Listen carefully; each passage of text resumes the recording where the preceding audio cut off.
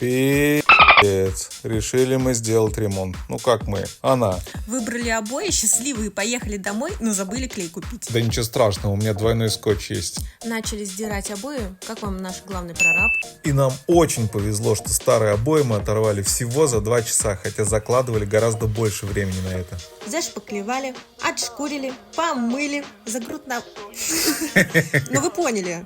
Начали клеить, чуть не развелись аж 5 раз. В первый день поклеили 2 стены, ну и к концу второго дня поклеили остальные 2 стены, успели помириться 5 раз. В итоге вот что получилось, но если честно, я разницы не вижу.